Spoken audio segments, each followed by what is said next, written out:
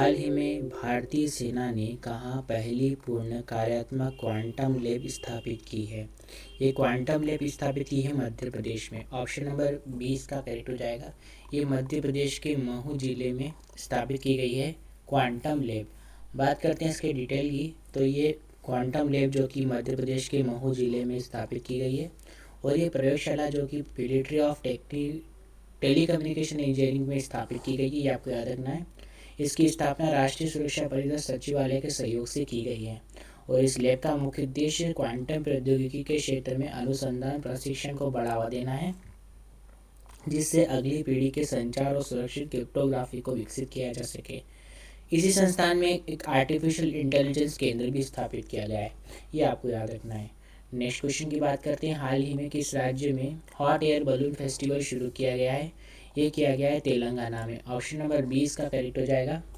बात करते हैं तेलंगाना में, ये हैदराबाद में ये पहली बार हॉट एयर बलून फेस्टिवल 2026 आयोजन किया गया है और ये 3 दिवसीय का इस उत्सव का उद्घाटन पर्यटन मंत्री जूपल्ली कृष्णा राव ने गोलकोंडा गोल्फ क्लब में शुरू किया है, ये आपको याद रखना है। और ये कार्यक्रम संक्रांत समारोह के हिस्से के रूप में तेलंगाना पर्यटन विकास निगम द्वारा आयोजित किया जाता है। इसके अलावा तमिलनाडु में भी ये जो 11वां तमिलनाडु इंटरनेशनल बैलून फेस्टिवल आयोजित किया गया है कोयम्बटूर पोलाची के पास। ये भी 3 दिवसीय है, ये भी आयोजन किया गया और इस राष्ट्रीय उत्सव के विभिन्न देशों में रंग बिरंगे अनोखे आकार के गुब्बारे ने प्रदर्शन किया है। और अभी इसके समय नवंबर के समय देव दीपावली के समय भी मध्य हॉट एयर बलून जो गतिविधियों का आयोजन उत्तर प्रदेश के वाराणसी में भी किया गया है, ये भी आपको याद रखना है।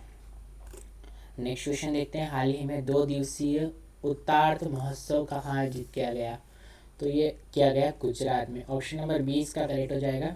याद रखिएगा, ये 2 दिवसीय उत्तरार्थ महोत्सव 2026 का आयोजन गुजरात के मोढेरा सूर्य मंदिर में किया गया है और यह शास्त्रीय नृत्य एक वार्षिक उत्सव है जो भारत की समृद्ध सांस्कृतिक विरासत और राष्ट्रीय नृत्य रूपों जैसे कि भरतनाट्यम, कथक, ओडिसी और कुचिपुड़ी को प्रदर्शित करता है। बात करते हैं इस उत्सव की, तो इस उत्सव उत्तरायण के बाद ही मनाया जाता है और सूर्यदेव को समर्पित है।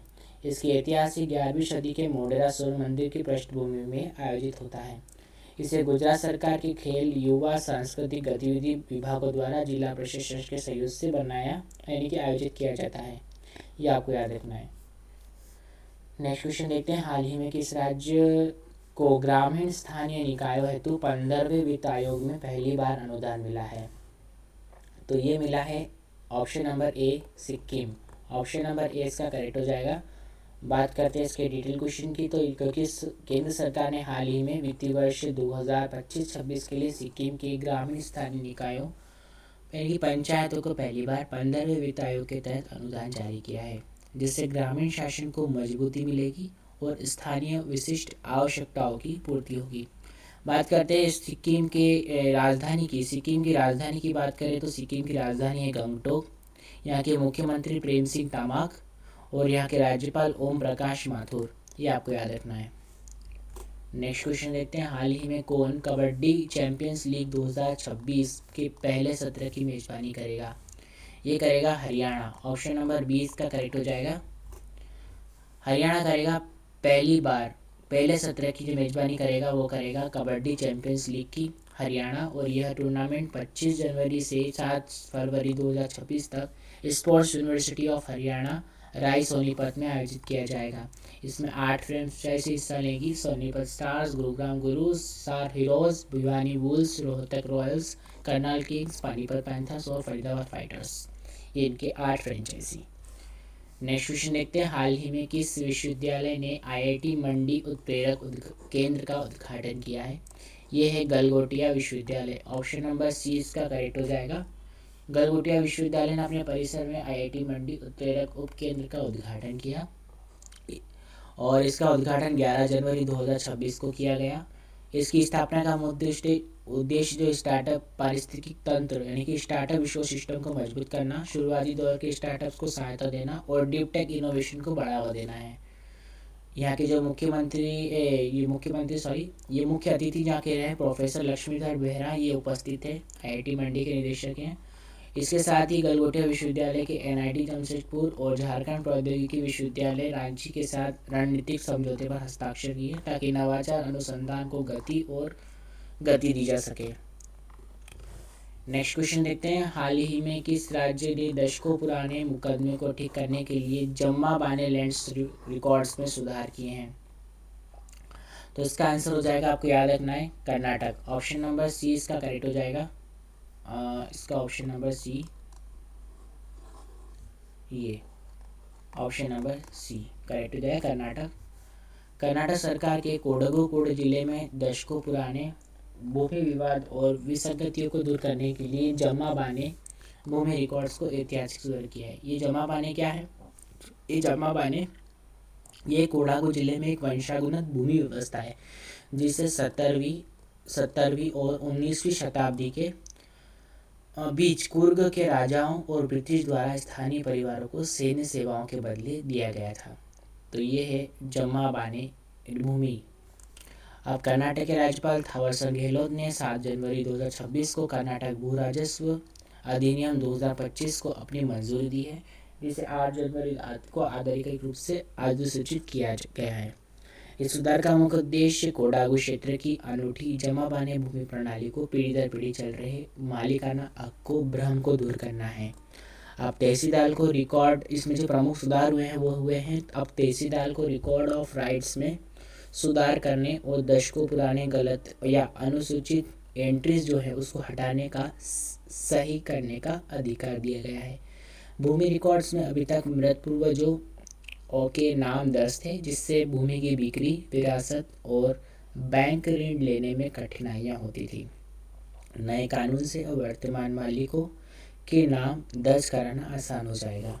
इन रिकॉर्ड्स को अब भूमि के राज्य की भूमि डिजिटीकरण प्रोजेक्ट के साथ एकीकृत किया गया है। ये आपको याद रखना है। नेक्स्ट क्वेश्चन देखते हैं, हाल ही में विश्व आर्थिक मंच सम्मेलन कहाँ शुरू हुआ है? ये शुरू हुआ है स्विट्जरलैंड के दावोस में। ऑप्शन नंबर सी इसका करेक्ट हो जाएगा। बात करते हैं वर्ल्ड इकोनॉमिक फोरम, इसका 56वां वार्षिक शिखर सम्मेलन हाल ही में दावोस स्विट्जरलैंड में शुरू हुआ है। इस वर्ष की जो थीम थी वो थी स्पिरिट ऑफ डायलॉग, संवाद की भावना। और इस 5 वर्षीय शिखर सम्मेलन में दुनिया भर के 3000 वैश्विक नेता हिस्सा ले रहे हैं, जिसमें राष्ट्रीय अध्यक्ष, व्यापारिक CEO और नागरिक समाज के प्रतिनिधि शामिल हैं। भारत की ओर से एक बड़ा प्रतिनिधिमंडल में शामिल है, जिसमें केंद्रीय मंत्रियों के साथ साथ मध्य प्रदेश के मुख्यमंत्री डॉक्टर मोहन यादव भी शामिल हैं। गुजरात, महाराष्ट्र और तेलंगाना जैसे राज्यों के प्रतिनिधि भी अपने निवेश संभावनाओं को प्रदर्शित कर रहे हैं। नेक्स्ट क्वेश्चन देखते हैं, हाल ही में प्रसिद्ध राजरानी संगीत महोत्सव का आयोजन कहाँ हुआ? ये हुआ है भुवनेश्वर में। ऑप्शन नंबर बी इसका करेक्ट हो जाएगा। बात करते हैं प्रसिद्ध राजरानी संगीत महोत्सव 2026 की, तो ये भुवनेश्वर उड़ीसा में आयोजन हुआ है। इसका आयोजन भुवनेश्वर स्थित 11वीं शताब्दी के ऐतिहासिक राजारानी मंदिर परिसर में किया जाएगा।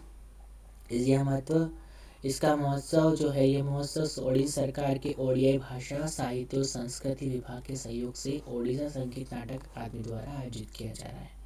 इस उत्सव में भारतीय शास्त्रीय संगीत के तीनों प्रमुख धाराओं ओडिसी, हिंदुस्तानी, कर्नाटक संगीत का प्रदर्शन किया जाता है।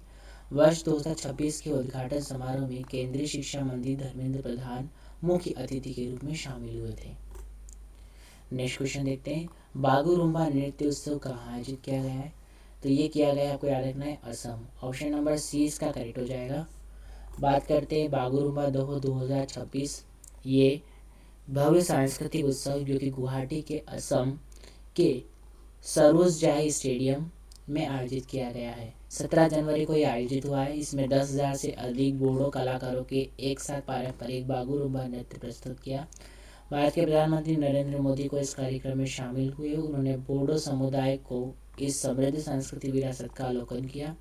बागुरुम्बा नृत्य, जो कि अक्सर तितलियां नृत्य भी से कहा जाता है, बटरफ्लाई डांस, क्योंकि इसमें मुद्राएं जो होती है प्रकृति, तितलियों और फूलों से प्रेरित होती हैं। इस आयोजन असम की सांस्कृतिक एकता और बोडो विरासत को वैश्विक मंच पर प्रदर्शित करने के उद्देश्य से किया गया था। यह आपको याद रखना है।